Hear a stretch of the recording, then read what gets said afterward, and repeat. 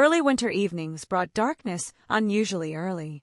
When Elena pushed open the front door, the sensor light in the entryway didn't light up as it usually did. Standing in the darkness, she frowned slightly, kicked off her pinching high heels, and changed into a pair of soft cotton slippers. A faint scent of cheap sandalwood incense lingered in the air. This was a recent remedy Grace, her mother-in-law, had picked up from God knows where, claiming it could soothe the nerves, though it actually just gave people headaches. The main lights in the living room were turned off, and the only illumination came from the flickering, ghostly blue glow of the TV screen, accompanied by the exaggerated laughter of a variety show. "Mom, I'm home," Elena called out of habit as she placed her tote bag on the entryway cabinet.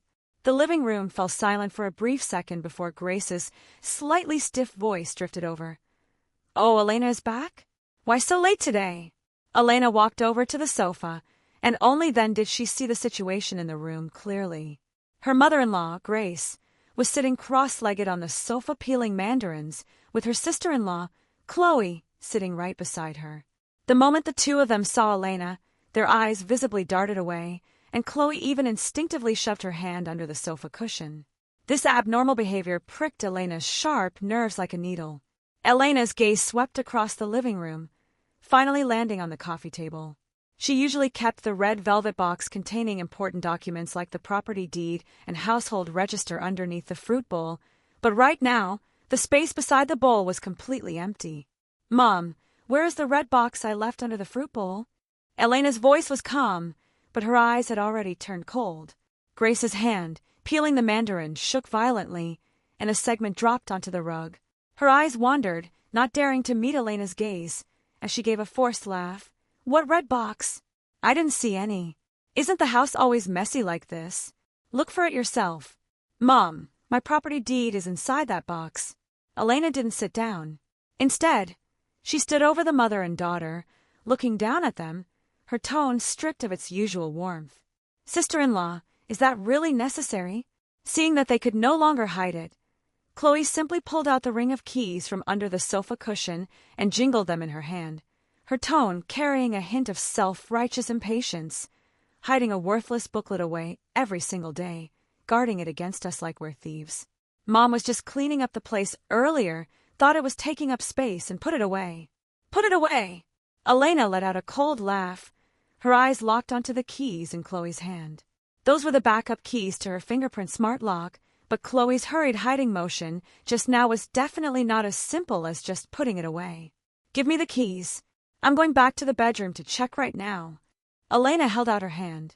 "Elena, what kind of fit are you throwing?" Grace suddenly shrieked, jumping up to block the bedroom doorway, her face flushing crimson.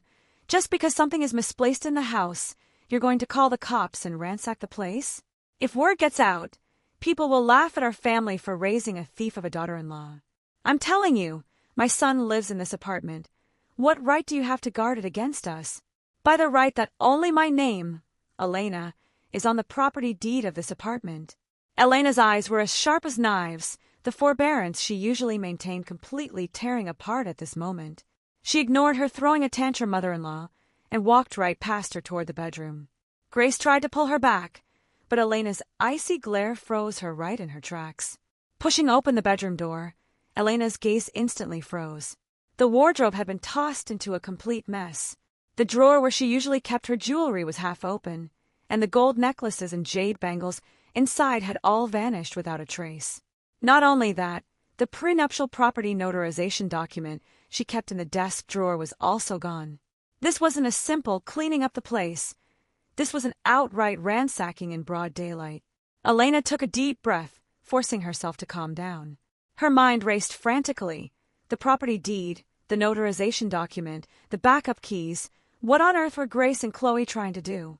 Right then, the front door clicked open, and Marcus walked in with his briefcase, looking utterly exhausted. "What's going on here? I could hear you guys arguing from all the way outside." Marcus changed his shoes, his brow furrowed tightly. Elena walked out of the bedroom, holding the tossed jewelry box in her hand, and slammed it straight onto the coffee table. The gold and silver pieces clashed, making a piercing noise. "Marcus," Elena pointed at the keys in Chloe's hand, then at Grace.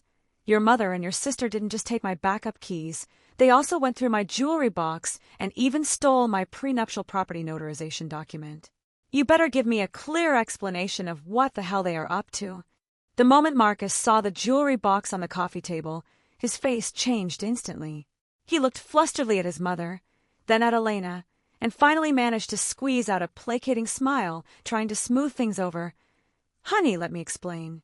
Actually, it's no big deal. Isn't Chloe going on matchmaking dates recently? Mom thought a girl needs some hard assets to hold her own, so she thought about borrowing your jewelry just to help her save face. As for the notarization document, borrow." Elena cut him off, her gaze snapping toward Chloe. Frightened into a shiver by Elena's glare, Chloe finally couldn't hold it together anymore and muttered, "Sister-in-law, don't blame Mom either. It's not like you're using that apartment anyway, and I don't have a job right now. Mom said that apartment is in a good location, so we should transfer the title to me first as my dowry, so it'll be easier for me to find a husband's family later. I've already settled the paperwork with an agency, and I can get the new deed in a couple of days." Boom. It felt as if something exploded in Elena's head. Transfer the title? She stared deathly at Chloe, feeling the blood all over her body running completely cold. That was the premarital dowry apartment her parents had emptied half a lifetime of savings and even borrowed money from relatives to buy for her in full cash. Her parents were still scraping by back in her hometown to pay off the loans from the renovations, not even willing to buy a single piece of new clothing for themselves, and her mother-in-law actually went behind her back to find a shady agency to steal this apartment and give it to her sister-in-law? "Marcus," Elena's voice trembled, not out of fear, but from absolute rage and disgust. "You knew about this all along, didn't you?" Marcus opened his mouth, cold sweat breaking out on his forehead. "Honey, listen to me. Chloe really needs an apartment to hold her own. Don't we still have that smaller one? You keep that big one, and as for that small one was already taken by your mother last week to be mortgaged, so your cousin could pay off his gambling debts, right?" Elena cut him off icily.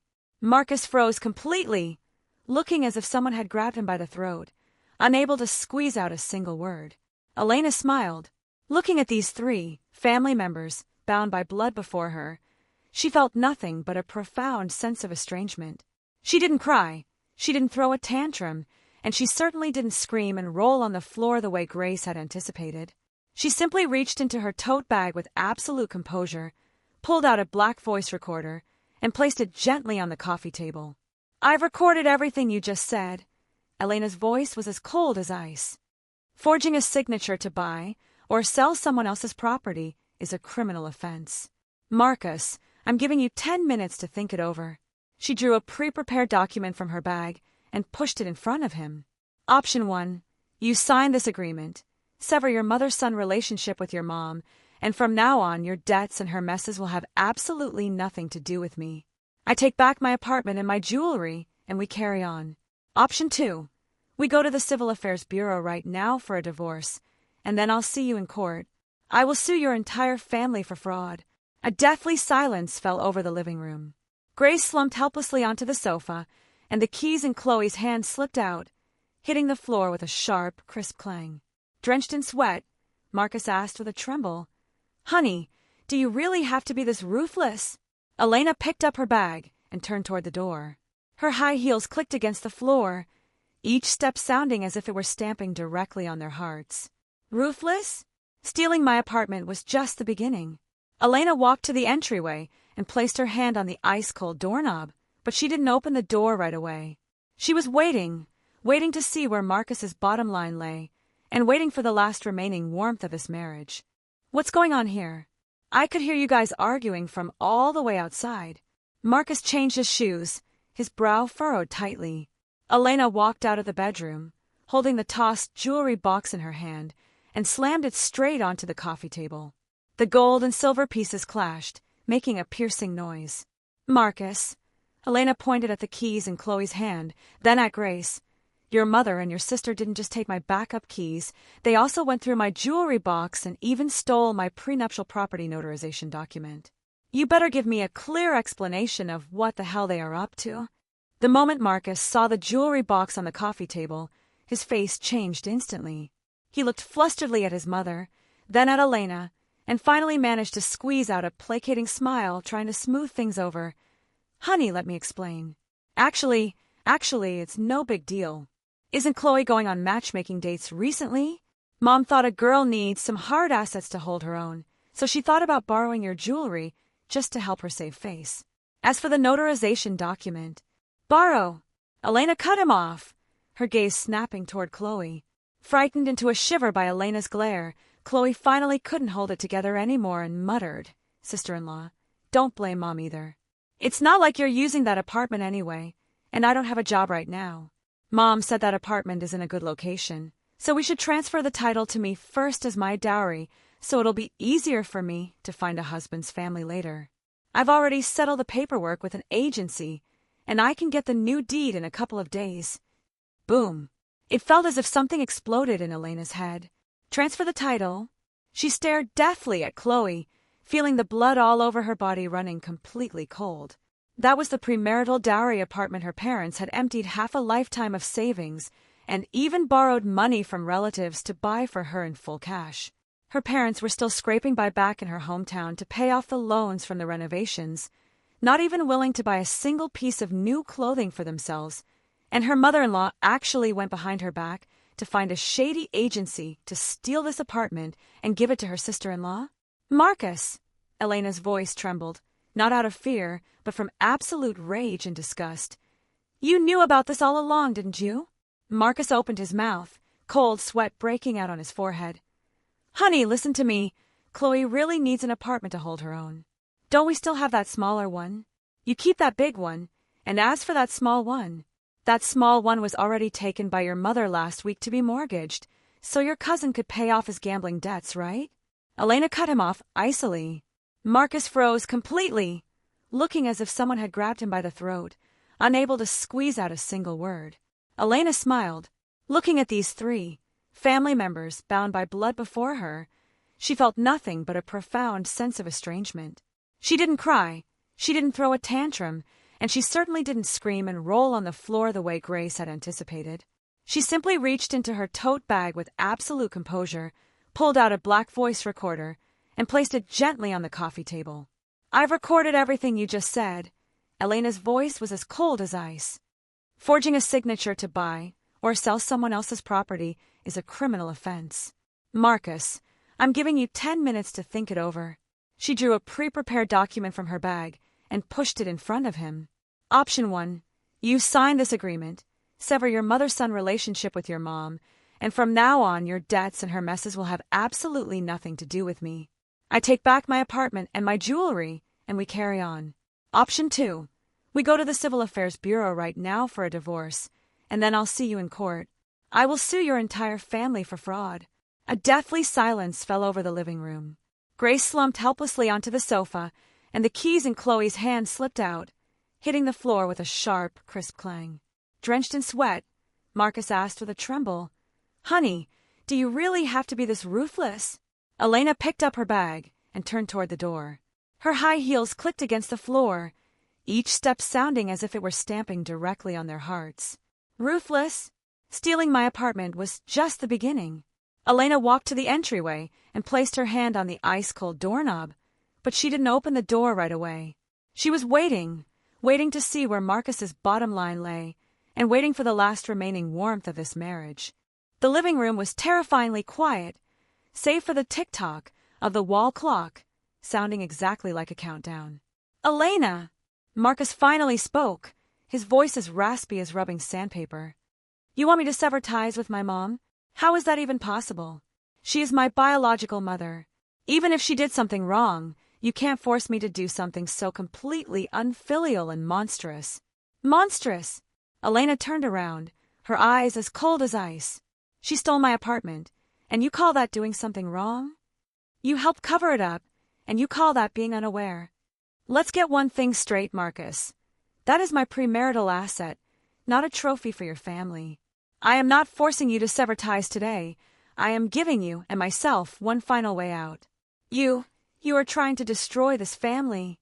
Grace suddenly sprang up from the sofa and pointed her finger at Elena, cursing furiously. You venomous woman. My son must have been blind to marry you. It's just an apartment.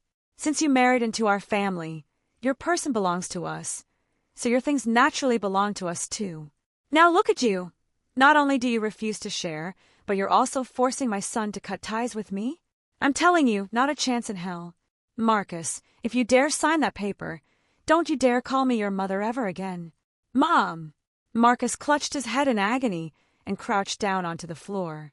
Chloe, say something. Grace shoved Chloe. Chloe shrank into the corner of the sofa, terrified, and mumbled, Sister-in-law, please calm down. I don't want the apartment anymore, okay? Stop forcing my brother. Too late. Elena raised her wrist and checked her watch. 3 minutes left. She walked over to the coffee table and pushed the pre-prepared agreement in front of Marcus. Sign it.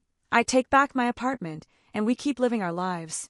But from now on, anything involving your mother and your sister has absolutely nothing to do with me.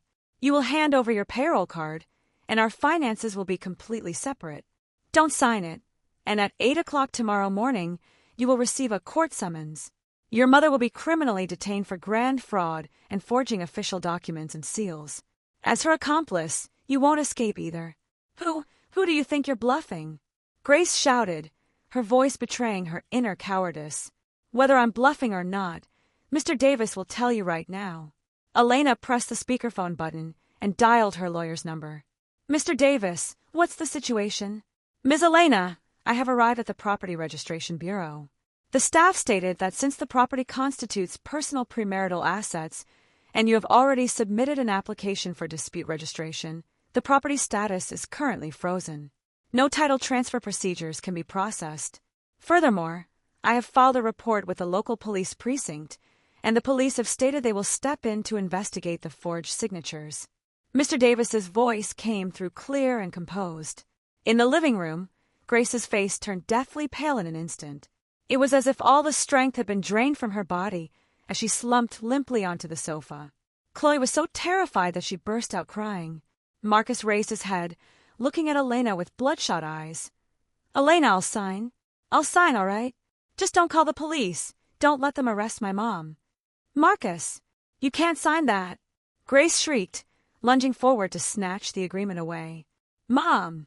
Marcus pushed Grace away with force. With trembling hands, he picked up the pen and signed his name on the agreement. The tip of the pen ripped against the paper, making a piercing sound. Elena picked up the agreement, blew gently on the wet ink, and checked it over carefully. Then she folded it up and placed it into her bag. Excellent! She looked at Marcus. Remember the choice you made today.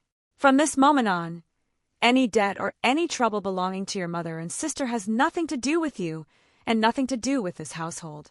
If they come to harass us again, I will call the police directly. With that, Elena pulled open the door and walked out without looking back.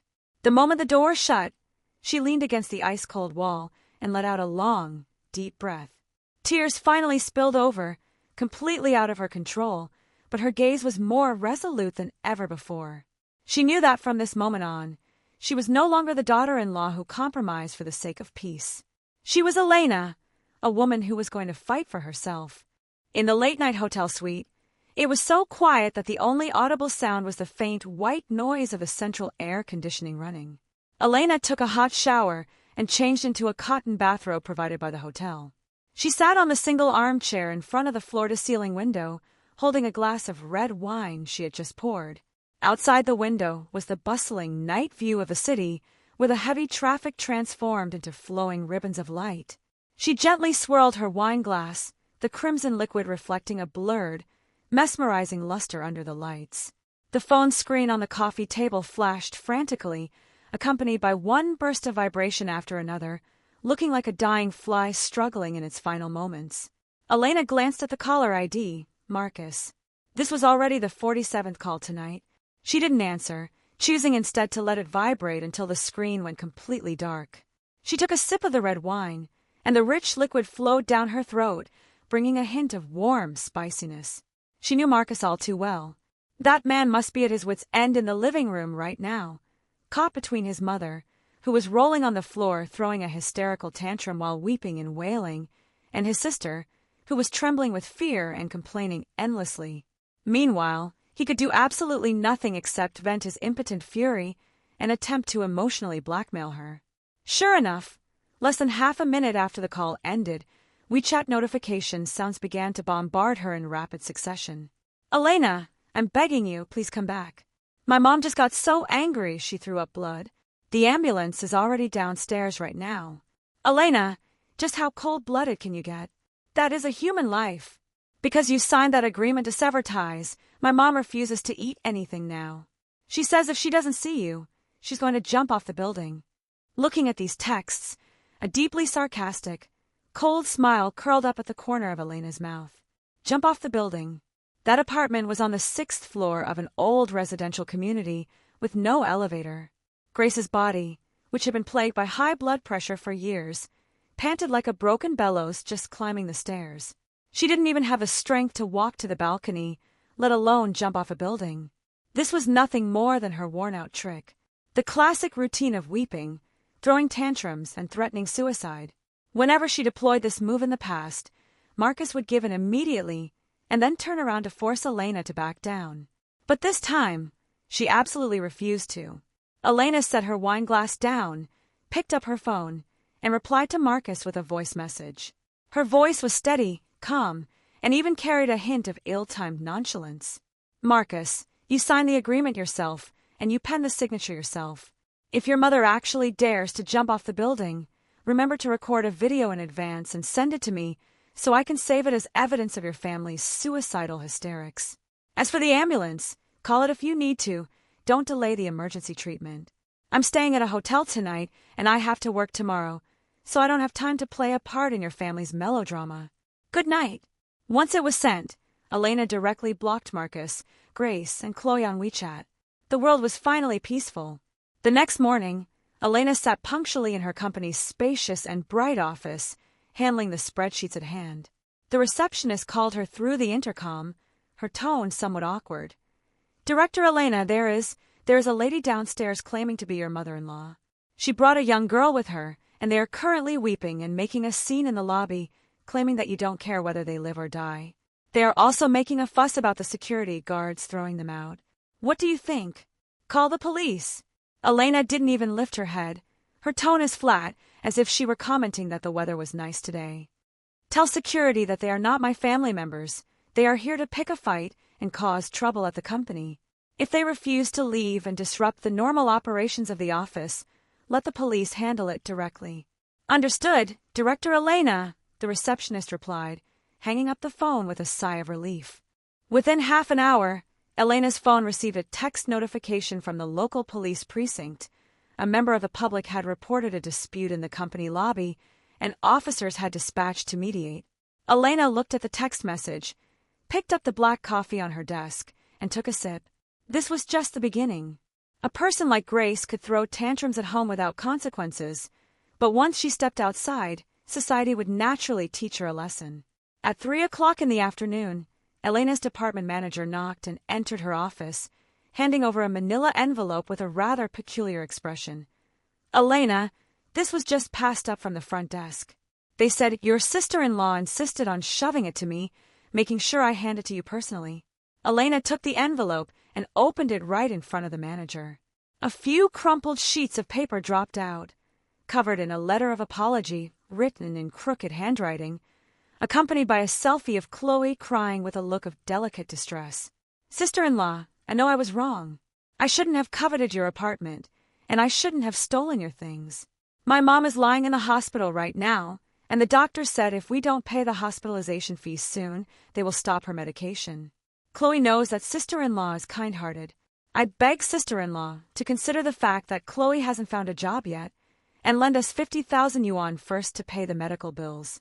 Once Chloe gets married in the future, I will definitely return it to sister-in-law with interest.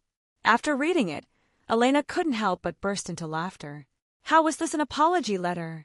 This was clearly a demand notice for money, under a different guise. Manager, Elena refolded the letter, put it back into the envelope, and handed it to the manager. Please throw this into the paper shredder. Also, notify the security department that if these two people ever appear within a 500-meter radius of the company building in the future, they should report it to the police immediately. Understood. The manager nodded and left the office with the envelope. Over the following week, the Zhao family practically exhausted every trick in the book. Grace did indeed get hospitalized, but she started broadcasting live from her hospital bed every day, shedding a torrent of tears in front of the camera while accusing her daughter-in-law of elder abuse, usurping property, and driving her own mother to death. Meanwhile, Chloe was responsible for posting on various social media platforms, painting herself as an innocent, fragile victim bullied by a tyrannical sister-in-law, attempting to use public opinion to pressure Elena. However, they underestimated Elena's intelligence, and they underestimated the memory of the internet. Instead of engaging in an online shouting match with them, Elena directly authorized Mr. Davis to anonymously forward the marital property division and severance of relationship agreement signed by Marcus, with certain private information redacted, along with the police receipt for the report against Grace's attempt to transfer the property via forged signatures, to several major self-media accounts specializing in family ethics and legal commentary. The headline was incredibly eye-catching. Mother-in-law fails to covertly sell daughter-in-law's premarital dowry house, fakes illness to stay in hospital, and force daughter-in-law to pay up. Daughter-in-law counterattacks with a severance agreement. In this era of information explosion, this drama featuring an extravagantly toxic mother-in-law versus a clear-headed daughter-in-law instantly triggered a massive wave of traffic. Netizens were filled with righteous indignation, leaving comments one after another in the comment section. This mother-in-law is practically legally illiterate and toxic to the core. Forging a signature to transfer someone else's apartment? That's fraud, okay? This daughter-in-law is so fierce. To deal with vampires like this, you have to fight fire with fire. I feel bad for the husband. It must be tough being caught in the middle. But truth be told, it's great that this agreement was signed. Cut the losses in time. The sister-in-law isn't a good person either. What's she playing innocent for? Doesn't she have her own hands and feet? The tide of public opinion reversed in an instant.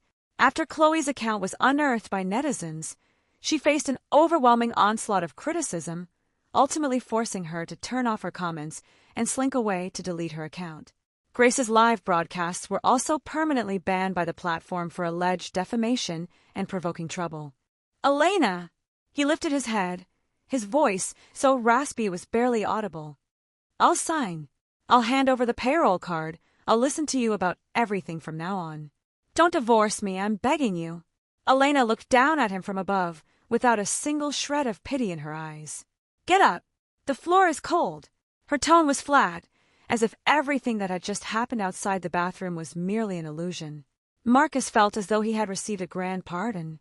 Scrambling to his feet, he frantically fumbled through his pockets to pull out his wallet, drew out all the bank cards and cash, and handed them to Elena with trembling hands. The password is your birthday. There's over 30,000 in there. The payroll card will be issued next month, and I'll go to the bank to change the password tomorrow. Elena took the cards and casually tossed them onto the sink counter.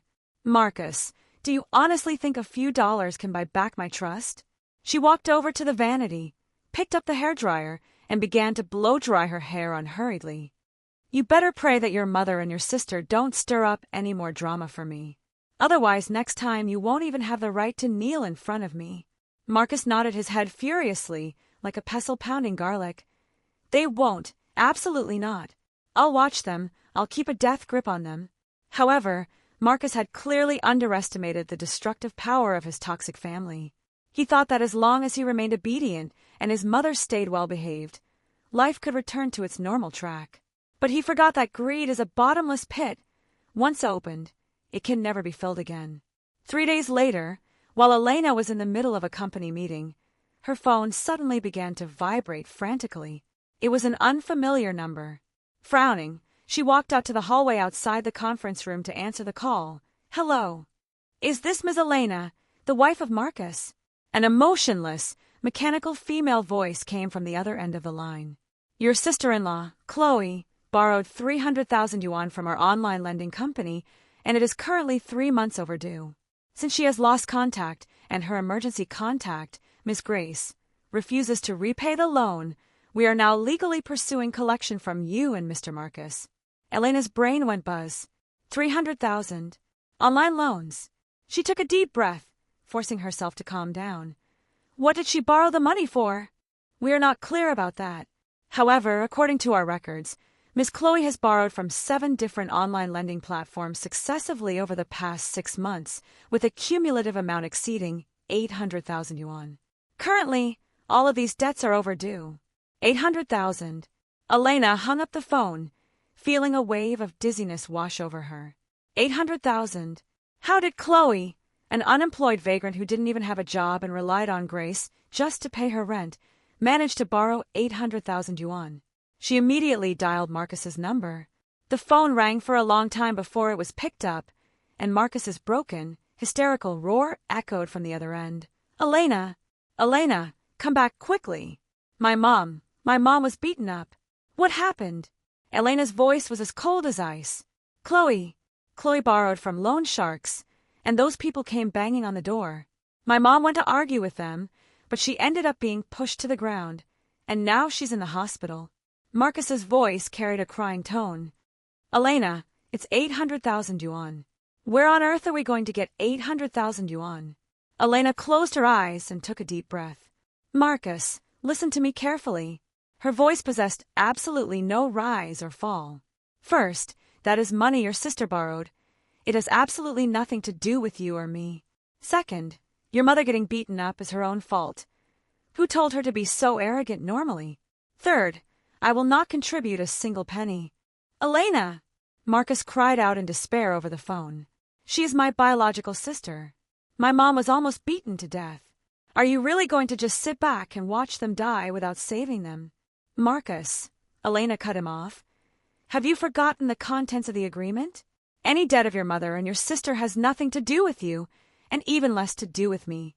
If you want to save them, fine. Sell your apartment, sell your car, sell your kidney, whatever you want. But do not come to me. With that said, Elena hung up the phone directly, and then blocked Marcus on WeChat. She stood in front of the floor-to-ceiling window in the hallway, looking down at the vehicles below that appeared as tiny as ants. She knew that Marcus must absolutely hate her guts right now, but the ones he should truly hate were his greedy mother and his shameless sister. It was he who had personally pushed them into the abyss, and it was he who had personally dragged himself into the mud as well. The news of Grace being beaten and sent to the hospital spread across the entire circle of the family's relatives as if it had grown wings. This time, nobody sympathized with her anymore, because the debt collectors had plastered the entire residential community with posters regarding Chloe's loan shark debts. Large character posters, red spray paint, and some people even threw feces at the family's door in the middle of the night. Grace's dignity was completely flushed down the drain. Marcus's uncles, aunts, and cousins, upon learning that Grace had not only covertly tried to sell her daughter-in-law's house, but had also condoned her daughter borrowing 800,000 yuan from loan sharks, chose to avoid them like the plague. A family like that is beyond saving. Marcus, hurry up and get a divorce. Don't let them drag you to your death. Exactly. Your mother brought this upon herself, and your sister is nothing but a family-ruining degenerate. The relative's avoidance left Marcus completely stranded in a helpless state of isolation. He sold the car he had driven for 3 years and borrowed over 100,000 yuan from friends, barely managing to send those debt collectors away. But Grace's medical bills and Chloe's subsequent debts weighed on him like massive mountains, leaving him suffocating under the pressure. Half a month later, Marcus found Elena. He cornered her downstairs at her parents' residential building. That day, Elena had just finished eating dinner with her parents and walked out of the building's stairwell when she saw Marcus leaning under a streetlight like a walking corpse. He had lost so much weight that his face was hollow, he was unshaven, his eye sockets were deeply sunken, and his entire being exuded an aura of decadence and despair. Elena! The moment he saw Elena, he lunged forward abruptly, trying to grab her hand. Elena stepped aside to avoid him, looking at him coldly. If you have something to say, say it. Keep your hands to yourself. Marcus's hand froze midair, then slowly dropped down. He let out a bitter smile, a smile that looked uglier than crying. Elena, I sold the apartment. His voice was as raspy as rubbing sandpaper. That small apartment, I sold it. I paid off Chloe's debts and paid for my mom's medical bills. Now, I have nothing left. Elena looked at him, her eyes completely devoid of any ripples. And, and, Marcus's tears finally flowed down. Elena, let's get a divorce. He took a deep breath, as if exhausting all the strength in his body. I am the one who failed you. My mom failed you, and my sister failed you. I don't have the ability to protect you, nor do I have the ability to protect this home. I'm tired. I'm truly so tired. He drew a divorce agreement from his pocket and handed it to Elena. This is the agreement I drafted. The apartment goes to you. The car I've already sold. The debts are mine. I will shoulder them myself. I will leave with nothing. Elena took the agreement and, borrowing the glow of a streetlight, flipped through it page by page. The clauses on the agreement were almost identical to the one she had drafted back then. Marcus had, in the end, still come to this point. Are you sure? Elena lifted her head to look at him. I'm sure. Marcus closed his eyes, 2 lines of clear tears cascading down. Elena, in the next life, if there is a next life, I will definitely be a real man and protect you well. Elena fell silent for a very long time. Looking at this man before her, she surprisingly felt no hatred in her heart, only a deep sense of sorrow. Marcus, she said softly, you don't owe me anything. You only owe yourself a clear mind. She pulled out a pen and signed her name on the agreement. 9 o'clock tomorrow morning. See you at the Civil Affairs Bureau. With that said, Elena turned and walked into the stairwell. She did not look back, because she knew that from this moment onward, she had finally and completely drawn a clear line between herself and Marcus and that blood-sucking family of his. The divorce procedures went surprisingly smoothly. There was no arguing, no tears, and not even a single shred of lingering attachment. The moment she stepped out of the Civil Affairs Bureau, the sunshine was just right. Standing on the steps, Elena took a deep breath of the air of freedom. She had lost a husband, but she had found herself. She took back the apartment that belonged to her, took back the dignity that belonged to her, and also took back the future that belonged to her. In the days that followed, Elena was like a butterfly breaking out of its cocoon, welcoming a new life of her own. Using the money from selling the apartment, she redecorated her premarital dowry house. She smashed away those old-fashioned mahogany partitions and replaced them with bright floor-to-ceiling windows. She filled her balcony with her favorite hydrangeas and eucalyptus leaves. She bought herself a top-tier sound system, and every day after work, she would prepare an exquisite dinner amidst music. She no longer needed to look at anyone's expression, nor did she need to foot the bill for anyone else's mistakes. She began to replan her career. She resigned from her original job, which was stable but entirely devoid of passion, and utilized her years of industry experience to establish a small marketing planning studio. In the beginning, life was incredibly difficult. There were no clients and no capital. She stayed up late alone drafting proposals, ran through the market alone, and negotiated with clients all by herself. But she never once thought of giving up, because she knew that this was her own life, and she had to carry it on her own shoulders. A year later, her studio finally welcomed a turning point. She landed a planning proposal for a major commercial event, and relying on her outstanding creativity and rigorous execution, she became famous overnight. More and more clients came knocking on her door, and her career finally stepped onto the right track. 2 years later, Elena's first novel was published. The book was titled The Price of a Dowry House. On the flyleaf of the book, she wrote, "Dedicated to all women who have been lost or have struggled in marriage, but ultimately chose to remain clear-headed. Please remember, your house, your money, and your capability are your greatest sources of confidence. Do not wrong yourself for anyone, and even less, do not give up on your own life for anyone, because your life belongs only to yourself." At the new book launch, a reader asked her, "Ms. Elena, by writing this book, what is it that you wish to tell women?" Standing beneath the spotlight, Elena wore a simple white dress, her long hair draped over her shoulders, her smile composed and confident. Looking at the countless expectant eyes below the stage, she said softly, "I want to tell all women that no matter when or where, never give up on your bottom line and your dignity. Marriage is not a safe harbor, you yourself are. Only when you possess the capability to leave at any moment can you truly possess the confidence for happiness." Thunderous applause erupted beneath the stage. Elena smiled, her gaze piercing through the crowd to look out the window. Outside the window, the sunshine was bright, and the breeze was gentle.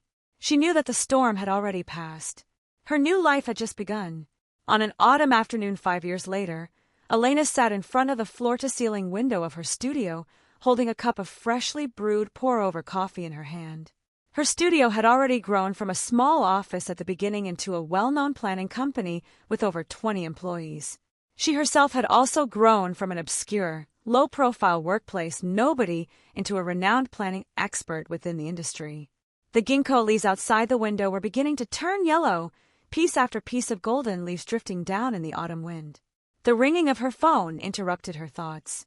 It was an unfamiliar number. Elena hesitated for a moment, but picked it up anyway. "Excuse me, is this Miss Elena?" An old and weak voice came from the other end of the line. This voice was one she would never forget for the rest of her life. It was Grace. Elena's hand holding the coffee cup tightened slightly as she asked in a calm tone, "Is something the matter?" The other end of the line fell silent for a very long time, so long that Elena thought the signal had cut out. "Elena!" Grace finally spoke, a hint of a sob in her voice. "It's me, your Aunt Grace. If you have something to say, just say it." Elena's tone did not change in the slightest. I'm not going to make it." Grace's voice was broken and intermittent. "The doctor said it's late-stage lung cancer." Elena's heart sank abruptly for a split second, but immediately returned to calmness. "And then?" she asked. I want to see you one last time." Grace's voice carried a hint of pleading. At that tea house where we met for the very first time, is that okay?" Elena looked at the drifting ginkgo leaves outside the window, recalling that day 5 years ago, which was similarly crisp and clear. Back then, she was still a new bride full of beautiful visions for the future, while Grace was that good mother-in-law who had held her hand with a bright smile and said she would treat her like her own biological daughter. The impermanence of worldly affairs could truly find no greater example than this. "All right," Elena ultimately agreed after all. At 3 o'clock in the afternoon, Elena appeared punctually at that tea house. 5 years had passed, and the decor of the tea house remained exactly the same, only appearing a bit more weathered and dated. The air was filled with a faint blend of tea fragrance and sandalwood. Grace was already sitting by the window waiting for her. She had lost a massive amount of weight compared to 5 years ago. Her originally plump cheeks were sunken in, and her once thick hair had become sparse, exposing her pale scalp. Her face was covered in age spots, and her eyes were cloudy, completely stripped of the shrewdness and calculating nature of the past. Seeing Elena walk in, Grace struggled to stand up, but a violent fit of coughing forced her to sit right back down. Elena walked over and sat down directly across from her. "What would you like to drink?" she asked. "Just plain water is fine." Grace's voice was as raspy as a broken bellows. Elena called the server over and ordered 2 glasses of plain water. How have you been?" Grace asked cautiously, a flicker of anticipation in her eyes. "Very well." Elena's reply was brief and concise. The light in Grace's eyes dimmed. "Elena, I want to apologize to you." She lowered her head, her trembling hands clutching the water glass. 5 years ago, I was wrong. I shouldn't have touched your apartment. I shouldn't have condoned Chloe's actions, and I shouldn't have treated you that way." Elena watched her silently without saying a word. "My entire life has been spent scheming." Grace's tears dripped into the water glass. "Scheming for my son to get a bigger share of the family assets, scheming for my daughter to marry into a good family, scheming for my own life to be a bit more comfortable. I thought that as long as I schemed well, I could guarantee a good life for my children." She lifted her head to look at Elena, her eyes filled with remorse. "But I was wrong. I schemed for a lifetime, and in the end, I gained absolutely nothing. Because of my selfishness, Marcus lost an incredible wife. Because of my spoiling, Chloe turned into a lazy, useless parasite who only knows how to live off her parents. And as for me, because of my own greed, I got cancer, and now even the hospital doesn't want to keep me anymore." A surge of complicated emotions welled up in Elena's heart. She felt pity for this elderly woman who was nearing the end of her life, but even more so, she felt a profound sigh toward the sheer impermanence of destiny. "Elena!" Grace drew an envelope from her pocket and pushed it in front of Elena. "Inside here is a little bit of money I secretly saved over the years. It's not much, only 200,000 yuan. Originally, I wanted to keep it as Chloe's dowry, but now I understand that I can't keep enabling and harming her anymore. She looked at Elena, a hint of pleading in her eyes. You are a good person. Please help me. Take this money, use it to find Chloe a proper job, and make her learn how to support herself on her own 2 feet. I'm begging you. Elena looked at the envelope, making no move to reach for it. Aunt Grace, she spoke softly. Chloe is already an adult. She should be responsible for her own life. The money you give her will only cause her to continue relying on others, and she will never grow up.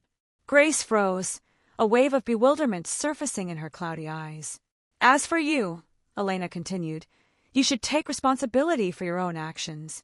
But you should also believe that your children possess the capability to live their own lives well. Marcus is currently a department manager at a company now. He works very hard and is very independent. As for Chloe, she will find a path of her own. Grace's tears flowed even more heavily. Thank you, thank you. She choked out through her sobs. Elena, you are a good person. If only I could have treated you like my own biological daughter back then. How wonderful that would have been. Elena stood up, drew a business card from her bag, and placed it on the table. This is my business card. If you ever need help, you can call this number. But remember, the person I am helping is not you. It is for the sake of the affection I once held for that household. With that said, Elena turned and left the tea house. The moment she stepped out of the tea house, the autumn sunshine bathed her body, feeling exceptionally warm. She knew that certain mistakes could never be undone, and certain people were destined to only be passing travelers in one's life. But what mattered was that she had consistently held on to her bottom line, refusing to let herself turn into someone like Grace. It was another 3 years later. Elena's company had already developed into a well-known brand within the industry, and she herself had become a renowned female entrepreneur. She had moved into a larger house, adopted an adorable golden retriever, and was living a fulfilling and beautiful life. On this day, she received a letter. The letter was sent by Chloe. Elena hesitated for a long time, but ultimately tore open the envelope after all. Dear Sister Elena, hello. It's Chloe. Over the past 3 years, I haven't dared to contact you. I know that I did many things in the past that failed you, and I caused you a great deal of hurt. But I want to tell you that I have found a job now, working as a teacher at a kindergarten. Although the salary isn't high, it's very fulfilling, and I am very happy. When my mom passed away, she told me everything. She said that the biggest regret of her life was failing to truly cherish you as a daughter-in-law. She said if she could have treated you like her own biological daughter back then, our family wouldn't have ended up the way it did. I understand now that happiness isn't something given by others. It's something you have to fight for yourself. I want to thank you. Thank you for not giving up on my brother back then, and thank you for not giving up on that household.